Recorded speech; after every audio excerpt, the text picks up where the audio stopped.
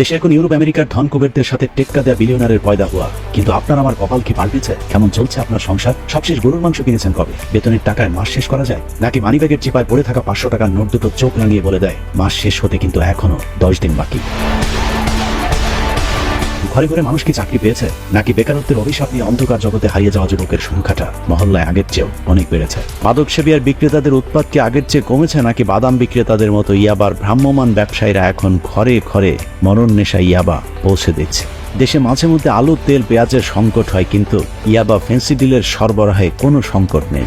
সরকার আইন করে দিয়েছে 18 বছরের নিচে কেউ মদ খেতে পারবে না। তার মানে 18 বছর হবার পর মদ খাওয়া শুরু করো, যে কারণে মদ এখন পানির মতোই সাধারণ পানীয়। বিয়ে, জন্মদিনের পার্টি তো আছে, এমনকি শবে বরাতের রাতেও অতিরিক্ত মদ পানে আমাদের দেশে স্মার্ট শিক্ষার্থীর মৃত্যুর ঘটনাও ঘটেছে। সমাজের এরকম সরল চিত্রে আপনাকে জানিয়ে দেবে কতটা ডিজিটাল আর স্মার্ট হয়েছে আমাদের সোনার বাংলাদেশ। একটু তাকিয়ে দেখুন, ঢাকা শহরের ফুটপাত জুড়ে ভিড় করা ভিক্ষুকের সংখ্যাটা কি আগের চেয়ে কমেছে নাকি বেড়েছে?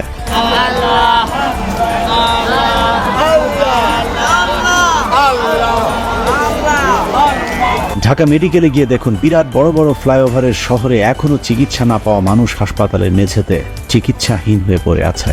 উন্নয়নের হিড়িক লাগা শহরে সবচেয়ে বেশি উন্নতি হয়েছে মশার বংশ বিস্তারে। নেট দিয়া জানালাই করা হয়েছে, তারপরেও নেটও মানে না। সিটি প্রশাসনের কোনো উদ্যোগ নাই, শুধু ওরা মুখ দিয়ে বলে কিন্তু আসলে কাজে কিছুই করে না। ধুলার দাপটে এখনো দম বন্ধ হয়ে আসে, আর বৃষ্টি শুরু না হতেই তলিয়ে যায় অলিগলি থেকে শুরু করে শহরের প্রধান সড়কগুলো। দিনে বৃষ্টি হলে তো কোন অবস্থা, পানি রিক্সার বডির উপরে ওঠে। কারো কোনো উদ্যোগ আছে বলে মনে হয় না। অবৈধভাবে ক্ষমতায় টিকিয়ে রাখার দায়িত্বে থাকা দ্বিগুণ তিনগুণ বেতন বাড়া সরকারি কামলারা এখনো আগের মতোই ঘুষের জন্য ফাইল আটকে রাখে। তবে বেড়েছে চাহিদা মাত্র দিতে বাধ্য থাকা ঘুষের পরিমাণ।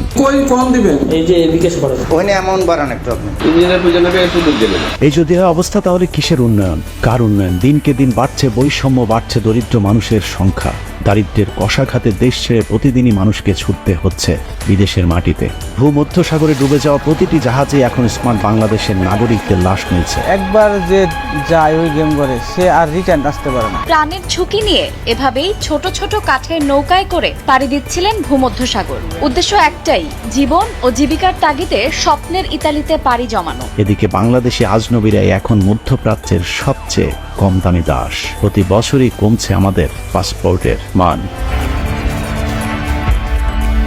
তারপরেও সব সহা জাতির কোনো অভিযোগ নেই। সংসারের চাকা সচল রাখতে প্রতিদিনই হাজার হাজার মানুষ দেশ ছেড়ে পাড়ি জমাচ্ছেন বিদেশের মাটিতে। স্বাধীনতার 53 বছর পর দেশ ছেড়ে বিদেশে কামলা দিতে যাওয়া আমরা একমাত্র বীরের জাতি। এই বীরদের কারণেই দেশটা এখনো বেঁচে আছে, কিন্তু সমস্যা হলো সেখানেও প্রতিটি পদে পদে রয়েছে রাষ্ট্রের তৈরি করা ভোগান্তি।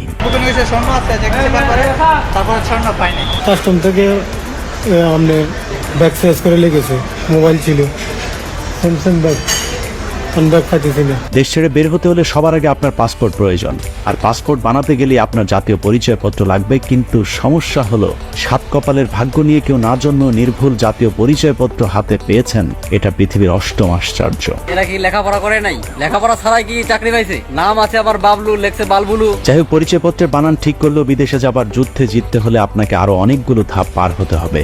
পাসপোর্ট অফিসের দালাল আর আনসারদের ঝক্কি ঝামেলা শেষ করেও পুলিশকে চা নাস্তা খাবার টাকা না দিলে মৃত্যুর আগ পর্যন্ত আপনার পাসপোর্ট আপনার বাসায় আসবে না। আমি আজকে 6-7 দিন ধরে ঢাকা শহর আছি, বাড়িতে যাই না। 30 তারিখে আমার মেয়াদ শেষ। 4 তারিখে দিবে, এই আশায় বসে আছি 3 দিন হলে, রাস্তায় শুয়ে আছি। পাসপোর্ট পাওয়ার পর আরেক দফা দালালের দৌরাত্ম্য পার করে স্বপ্নের দেশে পা রেখেই শুরু হয় আরেক দুঃস্বপ্ন। যে ভিটে মাটি বিক্রি করে বিদেশ গিয়েছিলেন, 10-15 বছর বিদেশ খাটার পর বিক্রি করে আসা সেই জমি আবারও কিনতে পেরেছেন, এমন সৌভাগ্যবানের সংখ্যাও খুব একটা বেশি নয়। আমাদের সমস্যা পয়সা করি না। এখানে 4 মাস যাবত বড়াই থিয়েছে, কোনো কাজ কাম কিছুই দেয় না। আমি 4 লাখ টাকা আমি কিস্তি দিলে আমি সব মিলিয়ে আমরা সমস্যায় জর্জরিত এক জাতি, কিন্তু সমস্যা হলো এই সমস্যাটাও কোনো সাধারণ সমস্যা না, এটা এক স্মার্ট সমস্যা। কারণ এই সমস্যাগুলো স্মার্ট রাষ্ট্রেরই তৈরি করা। সাধারণ মানুষের এসব সমস্যাগুলোই সমাজের আরেক শ্রেণীর জন্য আশীর্বাদ। রাষ্ট্রের পরিকল্পনা অনুযায়ী বিশাল বিশাল বাজেটের কিছু মেগা প্রকল্প বাস্তবায়ন করা হয়েছে। বিরাট এসব প্রকল্পের বাজেট বরাদ্দ দিতে বিদেশ থেকে করা হয়েছে বিরাট বিরাট অঙ্কের লোন। এই লোনের 20 ভাগ প্রকল্পে খরচ করা হয়েছে, আর 80 ভাগের অর্ধেক মা খানা খেয়েছে, অর্ধেক তার জয়। মা খালা আর জয় মিলে লুটপাট করলো বিদেশ থেকে আনা লোনের টাকা তো আমাদেরই শোধ দিতে হবে, কিন্তু আমাদের ঘরে তো আর ডলার নেই, তাহলে আমরা কিভাবে শোধ দেব? বাংলাদেশের বিদেশে ঋণ 10,000 কোটি মার্কিন ডলার ছাড়িয়েছে, যা দেশীয় মুদ্রায় 11 ট্রিলিয়ন বা 11,07,040 কোটি টাকার সমান। বিদেশি ঋণ পরিশোধের চাপ বাড়ছে। বিদেশি ঋণের এরকম ডলারের চাপ থেকে বাঁচাতেই সরকার এক স্মার্ট শিক্ষা ব্যবস্থা হাতে নিয়েছে। সরকার যে স্মার্ট শিক্ষার ব্যবস্থা নিয়েছে তা দেখার জন্য তৃতীয় পর্বটি দেখতে হবে আপনাদের। ধন্যবাদ সবাইকে।